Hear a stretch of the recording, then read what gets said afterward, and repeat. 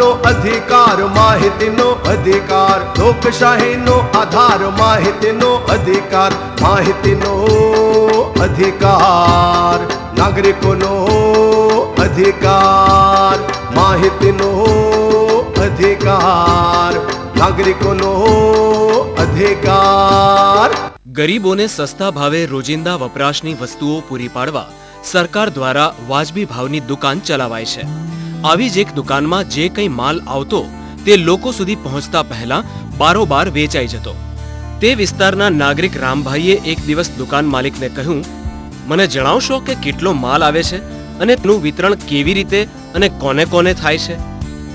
પહેલા તો દુકાનદારે કંઈ જ કહેવાની ના પાડી, પણ રામભાઈ ઝૂક્યા નહીં, કાયદાનો સહારો લઈ બધી જ જાણકારી મેળવી। એ દિવસથી દુકાનદારનો ભ્રષ્ટાચાર બંધ થયો અને લોકોને તેમના હકની બધી ચીજવસ્તુઓ મળતી થઈ। રામભાઈએ જે કાયદાનો સહારો લીધો એ છે માહિતી અધિકારનો કાયદો।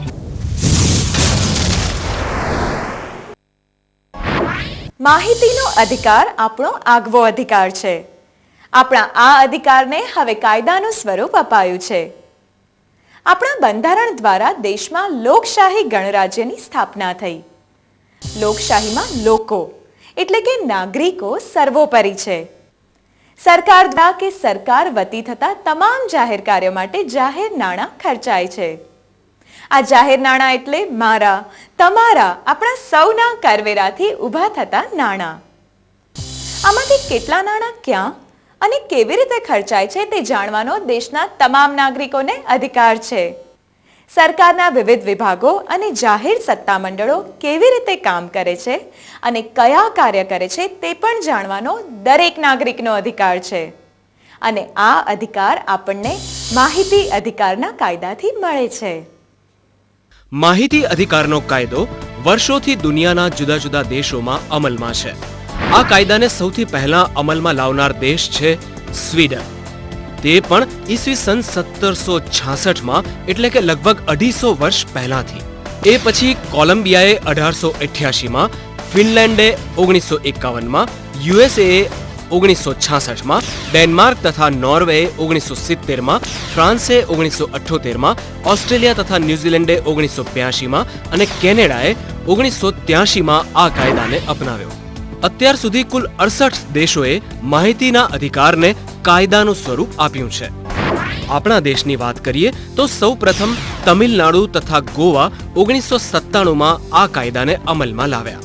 ત્યાર પછી રાજસ્થાન અને કર્ણાટકે વર્ષ 2000માં, દિલ્હીએ 2001માં, મહારાષ્ટ્ર અને આસામે 2002માં, મધ્યપ્રદેશ તથા જમ્મુ અને કાશ્મીરે 2004માં માહિતીના અધિકારને કાયદાનું સ્વરૂપ આપ્યું।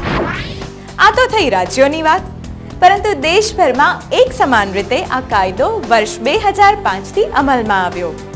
એટલે જ આને માહિતી અધિકાર અધિનિયમ 2005 તરીકે ઓળખવામાં આવે છે। ચાલો જોઈએ આની શ્રેણીબદ્ધ તારીખ। 21 ડિસેમ્બર 2004 માહિતી અધિકાર અધિનિયમ બિલ લોકસભામાં રજૂ થયું। 11મી મે 2005ના દિવસે સંસદે આ બિલને પસાર કર્યું। 12મી મે 2005ના દિવસે સંસદના ઉપલા ગૃહ રાજ્યસભાએ પણ તેને બહાલી આપી। 15 જૂન 2005ના દિવસે રાષ્ટ્રપતિએ આ બિલને મંજૂરી આપી અને 21 જૂન 2005ના દિવસે માહિતી અધિકાર અધિનિયમને ગેઝેટ ઓફ ઇન્ડિયામાં સ્થાન મળ્યું। 12 ઓક્ટોબર 2005ના દિવસથી માહિતી અધિકારનો કાયદો સંપૂર્ણપણે અમલમાં મુકાયો। આ રીતે માહિતી અધિકારનો કાયદો જમ્મુ અને કાશ્મીર સિવાય સમગ્ર ભારતમાં અમલી બન્યો। આ કાયદામાં કુલ 31 કલમો અને 2 અનુસૂચિઓ છે। આ કાયદાની સૌથી મોટી વિશેષતા એ છે કે આમાં એક પ્રકારનું શીર્ષાસન થાય છે। શીર્ષાસન એટલે પગ ઉપર અને માથું નીચે।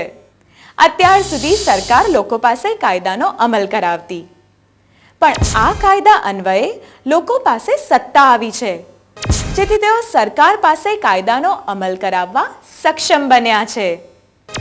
આ કાયદો એક હથિયાર સમાન છે। જો યોગ્ય ઉપયોગ કરવામાં આવે તો જ તેનો મૂળભૂત હેતુ સાર્થક થશે। સૌનો અધિકાર માહિતીનો અધિકાર। માહિતીનો અધિકાર એ લોકતાંત્રિક પ્રક્રિયાનું મૂળભૂત અંગ છે. સ્વચ્છ વહીવટ માટેની તે પૂર્વ શરત છે. આ અધિકાર દ્વારા માહિતીની માલિક પ્રજા છે, સરકાર નહીં, તે નિશ્ચિત થાય છે. આ અધિકાર જવાબદારીનું ઉચ્ચ ધોરણ નિયત કરે છે. નિયંત્રણ સ્થાન રાજ્ય તરફથી નાગરિક તરફ જાય છે, જે નાગરિકની સર્વોપરિતા સ્થાપિત કરે છે.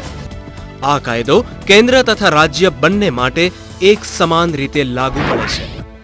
હવે જોઈએ માહિતી અધિકાર અધિનિયમના મુખ્ય હેતુ. આ અધિનિયમના મુખ્ય હેતુઓ છે: નાગરિકોના માહિતી મેળવવાના અધિકારના અમલ માટે વ્યવહારુ તંત્રને સ્થાપિત કરવું, જાહેર સત્તામંડળોના એટલે કે સરકારની તમામ કચેરીઓ તેમજ સરકાર દ્વારા નાણાકીય સહાય મેળવતી તથા સરકારી નાણાંથી ઊભી કરાયેલી સંસ્થાના નિયંત્રણ હેઠળની માહિતી સુલભ રીતે પ્રાપ્ત કરાવવી, તંત્રમાં પારદર્શિતા અને જવાબદારી સુનિશ્ચિત કરવી, તંત્ર અને જનતાને એકમેકની વધુ નજીક લાવવા, તંત્રમાં થઈ રહેલી કે થયેલી કામગીરીની સાચી, સ્પષ્ટ અને ઝડપી જાણકારી આપવી અને લાંચ રૂશ્વતને કાબૂમાં રાખવા. સરકારનો વહીવટ કેવી રીતે ચાલે છે, નિર્ણયો કેવી રીતે લેવાય છે, કોણ લે છે, એ જનતા જાણે, લોકો જાણે, નાગરિકો સુધી એ માહિતી પહોંચે, એ આ કાયદાનો મૂળ ઉદ્દેશ છે. કામ ઝડપથી થાય, અટકે નહીં, સ્ફૂર્તિ આવે, તંત્રમાં ચપળતા આવે, તંત્રમાં સ્વચ્છ વહીવટ नागरिकों મળે. जो प्रशासन में जाहिर सत्तामंडल का जो कामकाज है उसमें पारदर्शिता आए और जो अकाउंटेबिलिटी है, जो उत्तरदायित्व जो है, तो वो बढ़े उसके. और इसका एक भी हेतु ऐसा है कि जो करप्शन है, जो भ्रष्टाचार है, उसको कम किया जा सके. આપણી સંસ્થાઓ જે માહિતી આપી રહી છે એને પણ લાભ છે. આપણી સંસ્થાઓ જ્યારે સ્વચ્છ પારદર્શક બને છે તો એની ક્રેડિબિલિટી જાહેરમાં વધે છે. લોકોને ખબર પડે છે કે આપણે જે સંસ્થાઓ કામ કરી રહી છે કોઈ પૈસા વેડફાતી નથી, કેમ કે અમે બધા ટેક્સ ભરવા પ્રેરિત થાય છે અગર અમને સર્વિસીસ સારી મળે છે તો. બીજા શબ્દોમાં કહીએ તો આ અધિકારના કારણે ભ્રષ્ટાચારને નાથી શકાશે. સરવાળે કાર્યક્ષમતા વધવાથી આખા સમાજને લાભ થશે.